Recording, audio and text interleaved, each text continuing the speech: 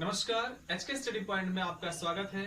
आज जो है हम क्लास 12 के फिजिक्स विद्युत आवेश एवं क्षेत्र के भाग 4 में चलते हैं और इसमें हम जानेंगे कि चालन द्वारा आवेशन कैसे होता है। आइए सबसे पहले आपको बता दें कि चालन द्वारा आवेशन कैसे होता है। जैसे मान लीजिए अगर कोई दो गोला हम ले और दो गोले में एक आवेशित गोला लें और एक निरावेशित गोला लें। निरावेशित गोला का मतलब हो गया उदासीन गोला। यानी जब आवेशित गोले को निरावेशित गोले के संपर्क में लाते हैं तो संपर्क में लाने के पश्चात निरावेशित गोले पर भी आवेशित गोले के प्रकृति वाले आवेश उत्पन्न हो जाते हैं। यह घटना चालन द्वारा आवेशन कहलाती है। जैसे यहां पे परिभाषा भी हम लिख दे रहे हैं, आपके लिए इजी होगा।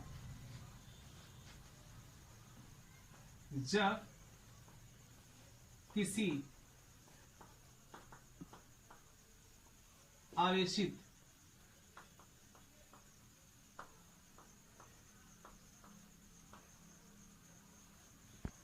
घटना प्रेरण द्वारा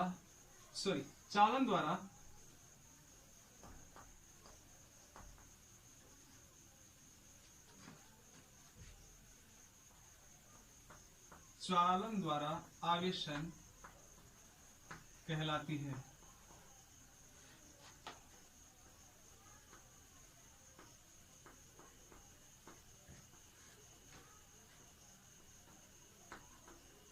ठीक है, ये इसका डेफिनेशन हो गया। और इस डेफिनेशन में जो है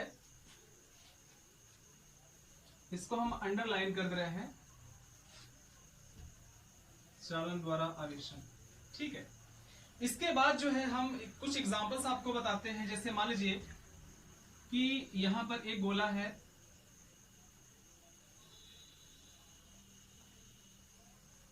और यहां पर एक गोला है, यानी दो गोले हैं और दोनों गोलों को जो है हम नाम लिख दे रहे हैं ए और बी।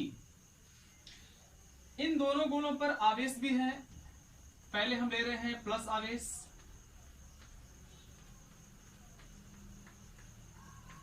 यानी पहले गोले पर जो प्लस आवेश है इसको हम लिखेंगे धनावेशित वस्तु।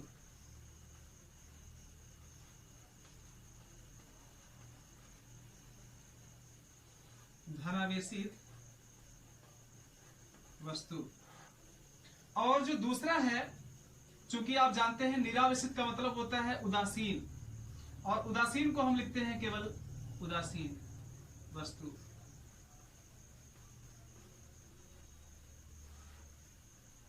ये उदासीन वस्तु हो गया। और इन दोनों को जो है अब हम संपर्क में लाते हैं। संपर्क में लाने का मतलब है पास पास। याद रखिएगा, प्रेरण में हम पास पास नहीं ला रहे थे, संपर्क में नहीं ला रहे थे, बल्कि पास पास लाए थे। यानी कुछ दूरी पे था और कुछ दूरी के कारण जो है हम आवेशन कर रहे थे। लेकिन इसमें क्या है कि हम दोनों को संपर्क कराएंगे, और संपर्क जब कराएंगे तो क्या क्रिया होगी, आइए देखते हैं। संपर्क कराने के पश्चात जैसे मान लेते हैं इसका जो धन आवेश है,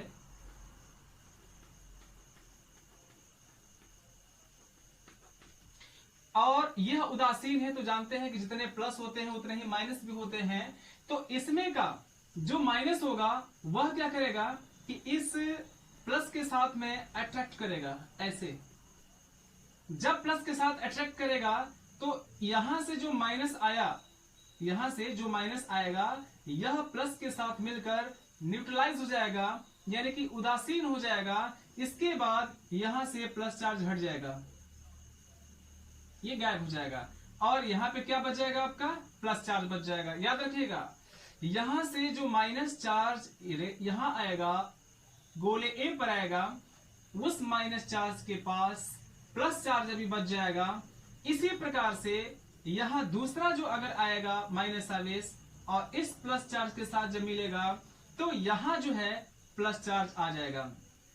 तो कहने का मतलब है कि जितने भी यहां इसमें माइनस चार्ज होंगे वे सारे के सारे माइनस चार्ज जब इस आवेशित गोले के आवेश से मिलेंगे तो मिलने के पश्चात न्यूट्रल हो जाएंगे, तो यहां सारे जब माइनस चार्ज निकल जाएंगे तो क्या बच जाएंगे, प्लस चार्ज बच जाएंगे। जब प्लस चार्ज बच जाएंगे तो प्लस चार्ज क्या करेंगे, आइए देखते हैं। अब इनको हम क्या करते हैं कि दूर दूर करते हैं, ये इनको हम दूर दूर करते हैं। ये गोला ए हो जाएगा, यह गोला आपका बी हो जाएगा। और जैसे हम दूर दूर करेंगे दोनों पर समान प्रकृति वाले आवेश आपको दिखेंगे। देखिए ऐसे, इस पर भी प्लस और इस पर भी प्लस, ऐसे। तो कहने का मतलब है यहां दोनों पर समान प्रवृत्ति के आवेश हो गए, समान प्रकृति, ये, और यही हमको प्राप्त करना था। ठीक है, तो यह तो आवेशन हो गया, लेकिन यदि हम चाहे तो यहां पर माइनस आवेश को भी लेकर और आवेशन उत्पन्न कर सकते हैं। आइए अगर समझना है तो उसको भी हम समझते हैं। देखिए जैसे मान लीजिए एक गोला ए ले लें, यहां पर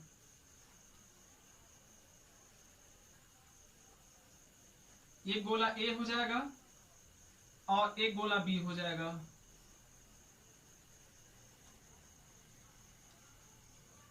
ये गोला बी हो जाएगा। अब मान लेते हैं हम यहां पे माइनस चार्ज अगर ले लें तो आइए इसको भी देख लेते हैं। अगर यहां पर हम माइनस चार्ज ले लें तो माइनस चार्ज लेने के बाद याद रखिएगा यह अभी वही है, क्या, उदासीन वस्तु।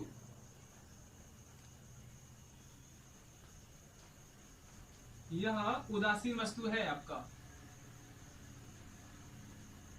और ये कैसा है, ऋण आवेशित है। पहले वाले से हम विपरीत ले रहे हैं, यहां पर ये ऋण आवेशित गोला है, चाहे वस्तु कह लीजिए। अब जब दोनों को संपर्क में लाएंगे तो संपर्क में लाने के पश्चात क्या होगा, आइए चित्र के माध्यम से देखते हैं। इसको भी जब संपर्क में लाएंगे तो संपर्क में लाने के पश्चात जो है गोला ए और गोला बी, जैसा कि आप देख रहे हैं यहां पे ऋण आवेश है, और ऋण आवेश जब निरावेशित वस्तु के आवेश से, यानी यहां भी आपका प्लस है और माइनस है, लेकिन यहां का प्लस आवेश क्या हो जाएगा, यहां आ जाएगा। जब इसके ऋण आवेश से मिल जाएगा तो ये क्या हो जाएगा, न्यूट्रलाइज हो जाएगा। जब न्यूट्रलाइज हो जाएगा तो क्या होगा, यहां से ऋण आवेश खत्म हो जाएगा। उसी प्रकार यहां से भी आप ले सकते हैं, यहां से जब एक धन आवेश आएगा तो यहां के ऋण आवेश को क्या करेगा, खत्म कर देगा। इसी प्रकार और भी ले सकते हैं, जैसे मान लीजिए दूसरा लीजिए तो, और यहां भी इसी प्रकार तमाम जितने भी आपके गोले बी के जो धन आवेश होंगे वे गोले ए के ऋण आवेश से जब मिलेंगे तो यहाँ के चार्जेस हट जाएंगे, खत्म हो जाएंगे। तो शेष जो चार्ज बच जाएंगे यहां पर वो क्या हो जाएंगे, आइए यहां पर शेष जो चार्ज बचेंगे वो, और यहां से जो धन आवेश आ रहे हैं तो एक धन आवेश आएगा तो एक ऋण आवेश बचेगा। यहां पर याद रखिएगा एक यहां पर ऋण आवेश बचेगा, फिर यहां एक धन आवेश आएगा तो यहां एक ऋण आवेश बचेगा, यहां से धन आवेश आएगा तो यहां पे ऋण आवेश बचेगा, यहां से अगर धन आवेश आएगा तो यहां पे ऋण आवेश बचेगा। ठीक है, तो इस प्रकार दूसरे गोले पर जो भी ऋण आवेश बचेंगे वे बाहर की तरफ प्रदर्शित कर दिए जाएंगे, जैसा आप देख रहे हैं फिगर में। अब दोनों गोलों को जो है हम दूर दूर कर रहे हैं। जब हम दूर दूर कर देंगे तो ये जो आवेश हैं ये ऐसे वितरित हो जाएंगे इस प्रकार से। ठीक है, इस पर भी माइनस आवेश हो जाएगा जैसा आप देख चुके हैं। इस प्रकार से यह गोला आपका ए है और ये गोला आपका बी है, तो यहां भी जो है समान प्रकृति हो गए, समान प्रकृति के आवेश हो गए। ठीक है, तो इस प्रकार से हमको यह समझ में आ गया है कि यदि हम दो गोले लेते हैं और दो गोले में एक धनावेशित लें या ऋणावेशित लें, और यदि उसको उदासीन या निरावेशित अगर गोले के समीप लाते हैं तो लाने के पश्चात आवेशित वस्तु के प्रकृति वाले आवेश निरावेशित वस्तु के ऊपर भी आ जाते हैं। यह घटना चालन द्वारा आवेशन कहलाती है। इसके बाद जो है अब हम इसके कॉन्सेप्ट को देखेंगे, नोट को देखेंगे। आइए जो है हम न्यूमेरिकल कॉन्सेप्ट में चलते हैं, अर्थात इन दोनों गोलों से जो है हम क्या सूत्र प्राप्त करेंगे, जिस सूत्र के सहारे हम कुछ सवाल को हल कर सकेंगे। आइए, जैसे हमने कहा कि हम दो गोले लेंगे, जैसे एक गोला आपका ये हो गया और एक गोला आपका बी हो गया। ये दो गोले हो गए आपके। दोनों जो गोले हैं उन दोनों गोलों की जो त्रिज्याएं हैं, एक की R1 है और एक की R2 है। एक पर जो आवेश है वो Q1 है और एक पर जो आवेश है वो Q2 है। अब हम क्या करते हैं कि इन दोनों गोलों को हम संपर्क में लाते हैं, ऐसे।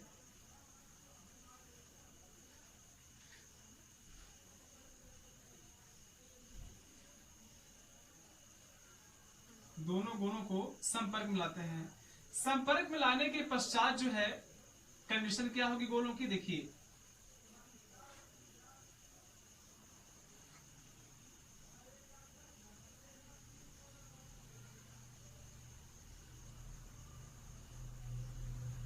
ये दोनों गोले संपर्क में आ गए हैं। संपर्क में लाने के बाद जो है यह गोला आपका A है और यह गोला आपका B है। जब हम संपर्क में लाएंगे तो संपर्क में लाने के पश्चात जो है चालन की क्रिया संपन्न होगी।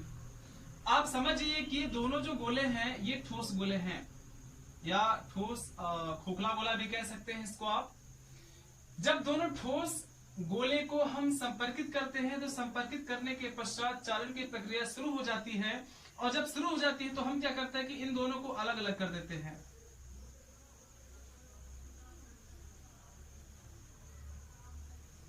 जब अलग अलग करते हैं तो ये जो गोला है और ये दूसरा जो गोला है, इन दोनों पर आवेश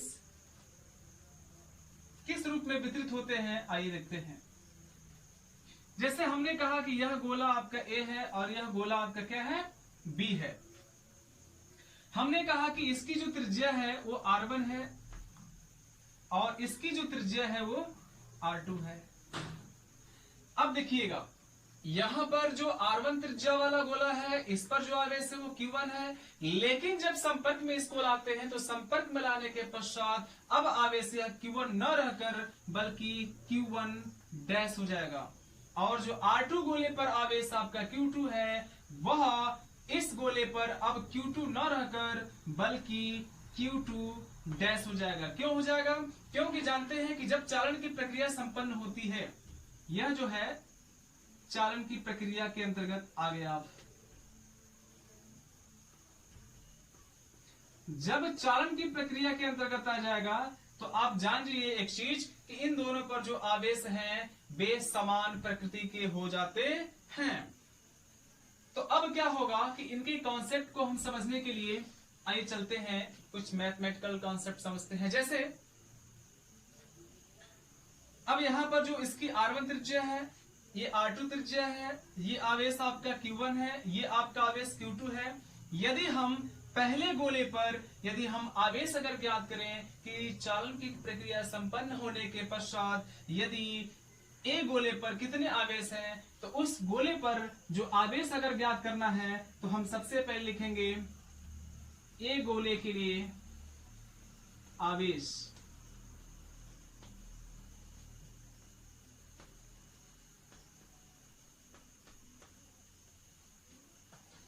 अब A गोले के लिए हमको आवेश निकालना होगा, तो जो आवेश हो जाएगा वह Q1 डैश हो जाएगा। तो Q1 डैश बराबर हमको करना क्या है, बस जो पहले गोले की त्रिज्या है R1 और अब बटे में कर देंगे क्या, दोनों गोलों की त्रिज्या यानी R1 प्लस R2 और गुणे में कर देंगे दोनों गोलों पर आवेश। तो दोनों गोलों पर पहले क्या आवेश थे, ये आवेश था आपका Q1 और प्लस क्या हो जाएगा Q2। इसको हम एक सरल रूप में लिख सकते हैं Q1 प्लस Q2 और बटे में लिख सकते हैं R1 प्लस R2 और इनटू करके लिख सकते हैं R1। ये किसके बराबर हो जाएगा Q डैश के बराबर, Q1 डैश के बराबर हो जाएगा। तो इसको जो है हम ऐसे ब्रैकेट में घेर लेंगे, ठीक है।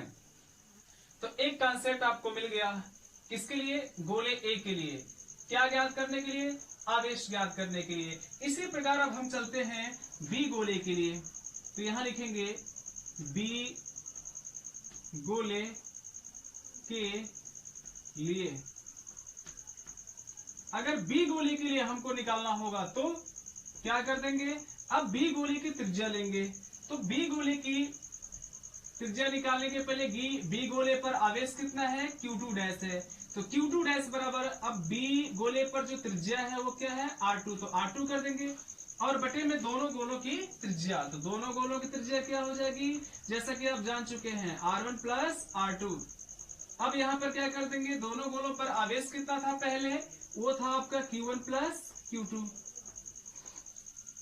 अब फिर इसको सरल भाषा में लिखना होगा तो हम लिख सकते हैं क्या, Q1 प्लस Q2 और बटे में R1 प्लस R2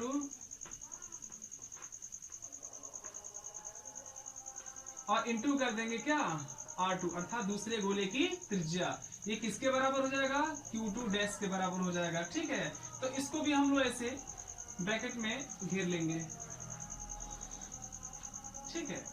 तो इस प्रकार से जो है हमें ये दूसरा मैथमेटिकल कॉन्सेप्ट प्राप्त हो जाएगा और इन दोनों कॉन्सेप्ट के आधार पर जो है आने वाले न्यूमेरिकल्स को हम हल करेंगे। ओके, सो गाइस, यदि हमारी वीडियो आपको अच्छी लगी हो तो हमारे वीडियोस को लाइक शेयर कमेंट जरूर कीजिए और साथ ही सब्सक्राइब करके बेल आइकन को प्रेस कर लीजिए ताकि हमारे आने वाले ऐसी इंटरेस्टिंग वीडियो के जो नोटिफिकेशन है वो आप तक आसानी से पहुंच सके।